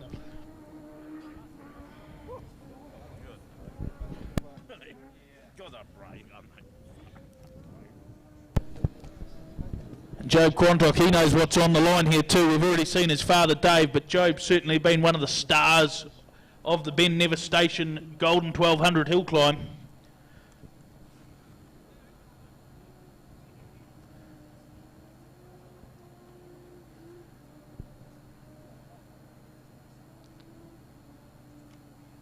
Winding the Skoda AP4 car up, it's modified. Looks like they've taken the front splitter off that car, so they did have a big front splitter on that car, but from our fantastic camera work, looks like possibly just running the standard aero.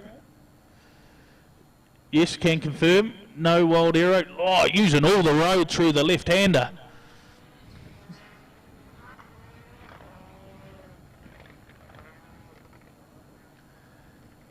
Tosses it in past Jeff Judd there and up round the tyres.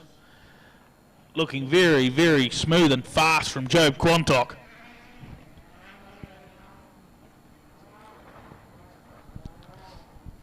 Disappears behind the tree.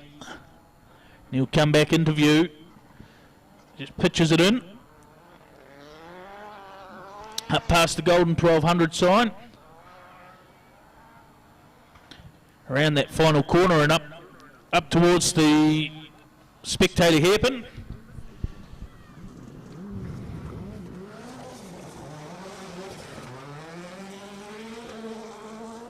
Plenty of power out of the little Skoda 1800cc engine.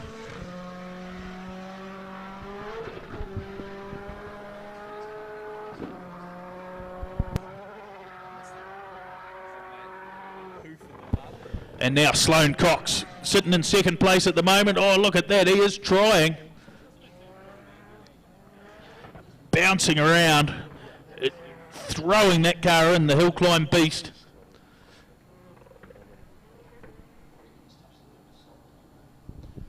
This is the final run of the day of the event.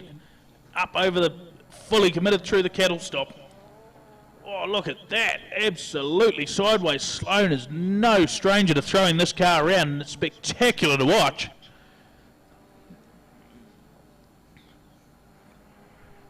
Fantastic camera work to follow these cars all the way up the hill with the 2-minute intervals. And through the right-hand, left-hand combination. Very nice and tidy there. He's been a little bit wild sometimes, but that was a nice line. And on the power, so much power that this car produces. Around the hairpin. Don't know if you have time to give Jeff Judd a wave there, but launches the car out of the series of hairpins into the next one behind the tree. We're just waiting for some times for these top 5 cars, but Sloane Cox, certainly this is looking like a ripper run for him.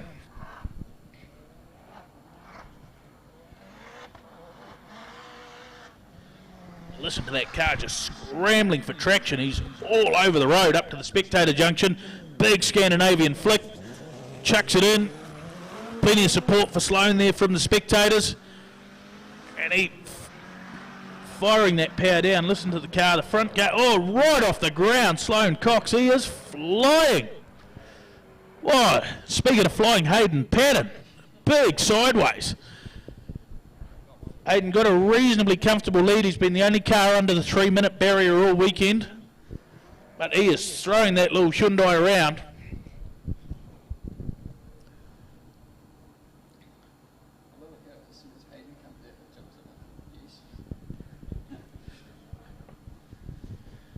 Fantastic effort to not only be on the pace here, but he's been all over this event, running it all weekend as well with his team. Of course, a lot of people involved in the running of this event, so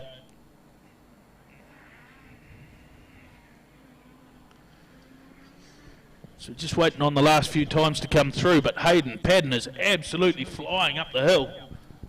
Let's see what he did at 2:57.3. Hoppers on the big signs, the Go Paddon.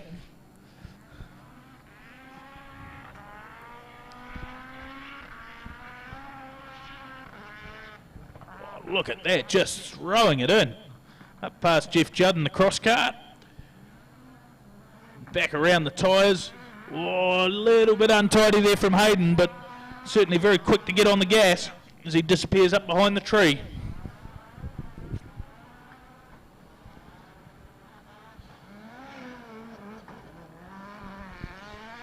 Set a course record yesterday of 2 minutes 52.8. Will that record be under threat despite the conditions? Looks like Hayden is really trying. Let's watch the way the car moves over the bumps in the road. Huge Scandinavian flick. Throws it in. Uses the berm on the outside too. He's trying everything to extract every last tenth of a second out of the Hyundai right off the ground.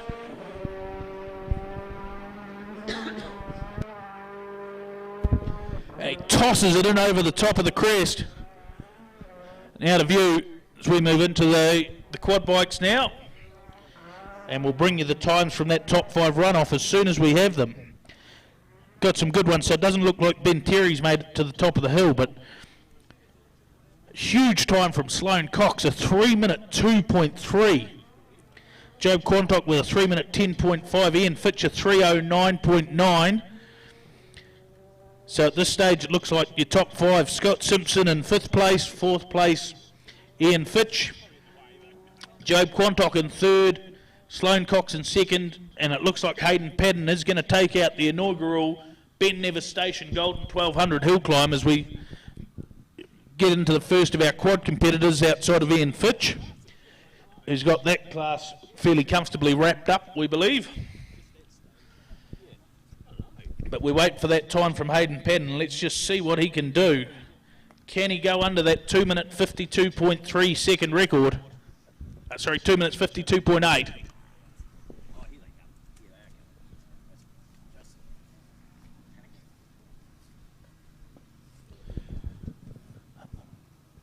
Once we get a little closer, we'll be able to identify the quad riders.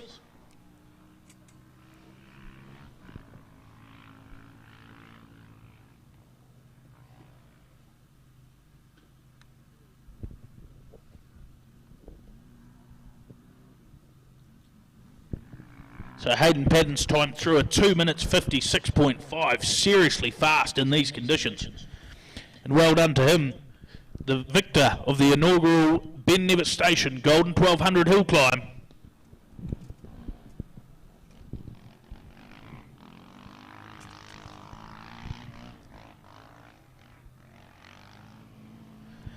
This looks like number 269 of Mark Willis on the Honda TRX 700XX quad bike. It's been fantastic to have such a variety of vehicles here, the quads, the off-roaders, the two-wheelers, the side-by-sides, the little cross carts, the rally cars, the hill climb unlimited specials. Really is open to anyone, this hill climb, as long as you got your entry in fast.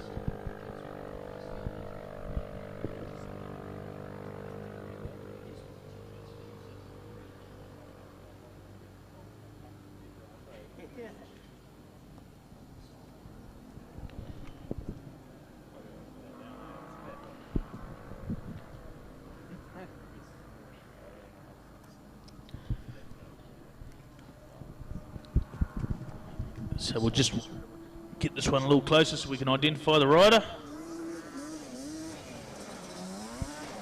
It's the 214 of Tim Dorr.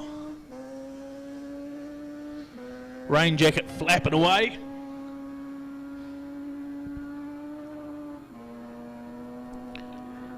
This looks like one of the super quads. This looks like the super quad GSXR TRX of Ian Newman. Look at the wing on the back. We've already seen the super quad of Ian Fitch.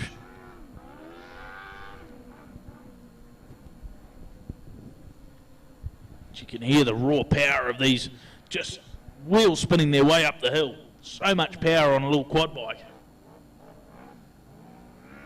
The riders really have to work hard to transfer that weight and get the power down and the traction, as well as the grip in the corners.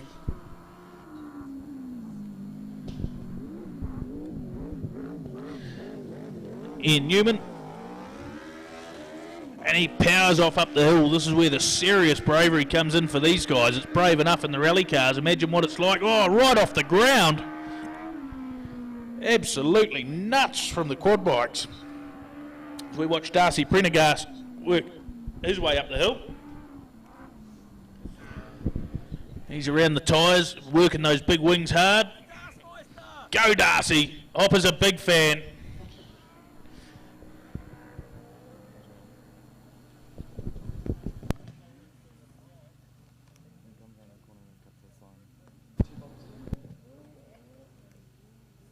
Darcy leaning in, he's getting that bike to turn, working with the wings.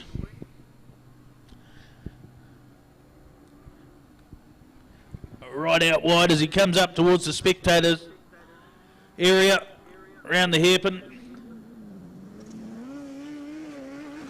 Hopper making his feelings clear. I think Darcy's got a little bit to concentrate on as it is. Staying on the bike.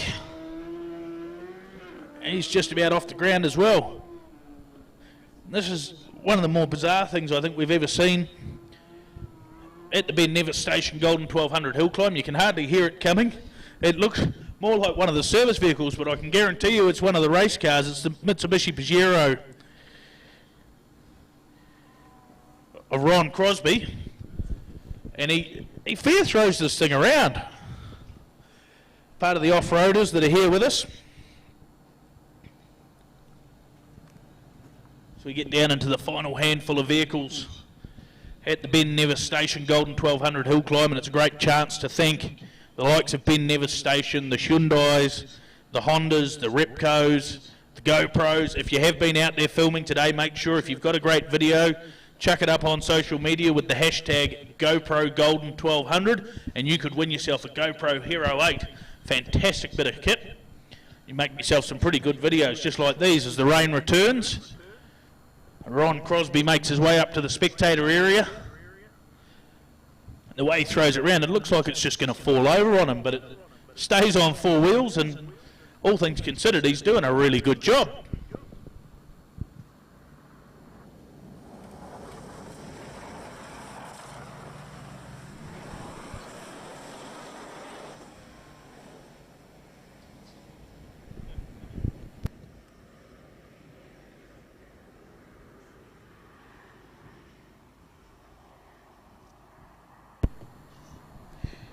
This looks like it could be the Porter of Don Preston, big V8 powered off-roader. Huge amounts of suspension travel in these buggies.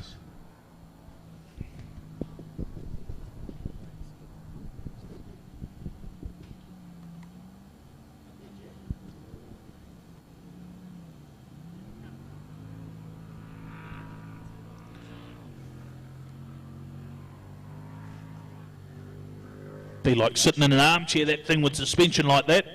These off-roaders run on some seriously rough terrain. They're great to have them here at the Ben Nevis Station Golden 1200, tucked in tight by the tyres, right out wide on the exit, trying to put all that power down.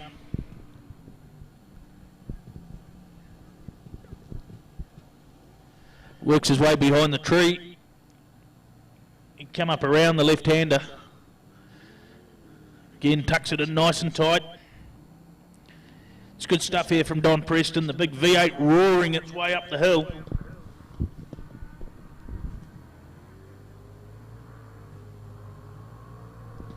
Screaming its way up towards the spectators.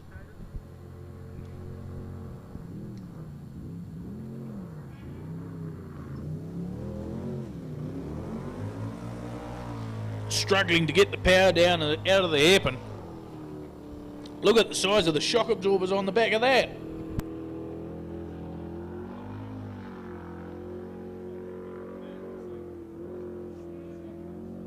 Oh, just about hanging it right over the edge. It's Owen Chang in the Jimco. The bright pink 6-cylinder powered machine. Sounds spectacular coming up the hill. Pretty hard to miss as well.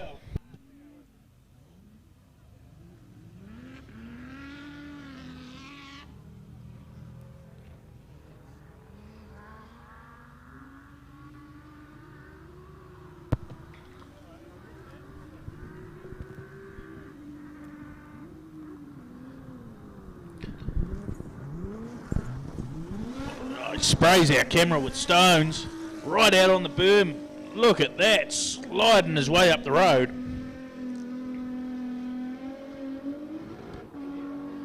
Yeah, good dose of air. Sounds spectacular, that car. Or off-roader, buggy. Not quite sure of the technical terms on that one. And he's second in that class as we see Trevor Cooper, the first of the side-by-sides. It was Don Preston and the Porter leading that class.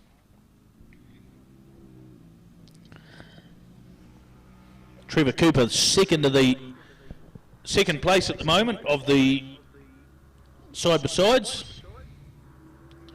My apologies, third place. Yes, Dyson Delahunty well ahead in that class. Trevor Cooper all the way from Tauranga and looking like he's enjoying himself as he slides all over the road.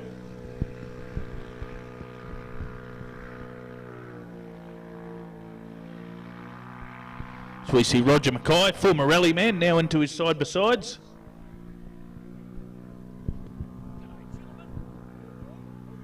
He's not had a bad weekend either. Nice and tidy.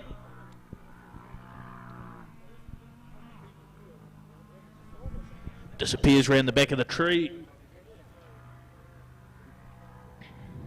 He'll come back up into view.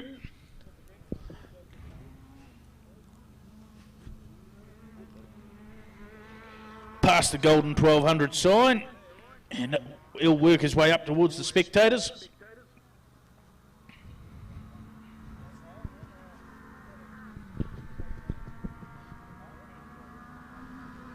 Roger Mackay on the gas, last minute on the brakes. You see the squat down in the front, so much suspension travel in these side-by-sides. And now he's back on the gas and on his way up the hill. So we cut now to Slim Slee. You've got to be careful how quick you try and say that one. The Can-Am Maverick. Second fastest to the side-by-sides.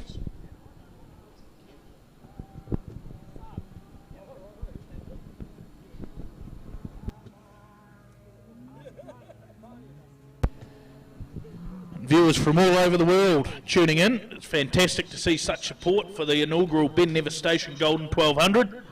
Thank you all for getting on board. Really has been a fantastic weekend of racing. Shame that we've had a little bit of adverse weather today, but there's some things that you can't help. Gary Woodford, we're waiting for some times to come through for the side-by-sides and the off-roaders at the moment. But you can check them out too on chrissport.co.nz. As we go to the last of our... Oh, I've broken. Getting the wheel right up in the air. This is Dyson Delhunty.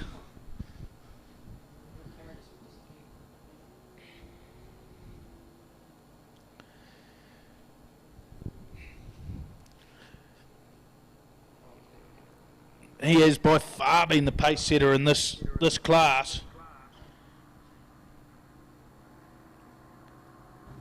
She's not far outside of the top 10 overall either in the RZR Turbo. Oh, and the big Scandinavian flip, look at that. Charging his way up. And we got the last of our off-roaders, the Chevrolet Pro Light truck of Brian Chang.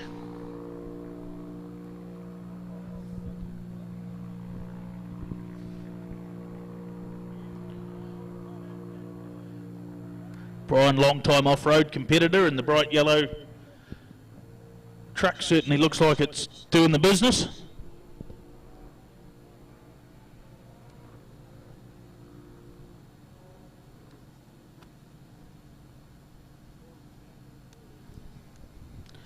Big vehicles to be thrown around these tight hairpins. Look at that struggling. He's been struggling all weekend with getting the power down. You can see it there, just wheel spinning its way up the hill. Turbocharged engine, plenty of power.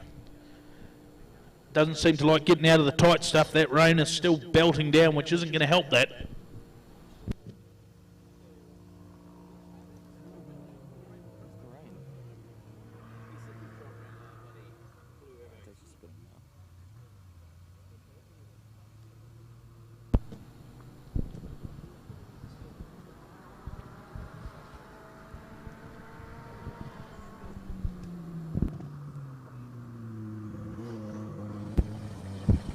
So we see Brian Chang, he fires around the spectator area, the last of the vehicles, he's putting that power down. I'll take this opportunity on behalf of the organisers to thank Ben Nevis Station, Hyundai, Honda, Repco, GoPro, Gravity Wi-Fi. We hope you've all enjoyed the Ben Nevis Station Golden 1200, the inaugural event. Thank you so much for tuning in, and we'll see you next time.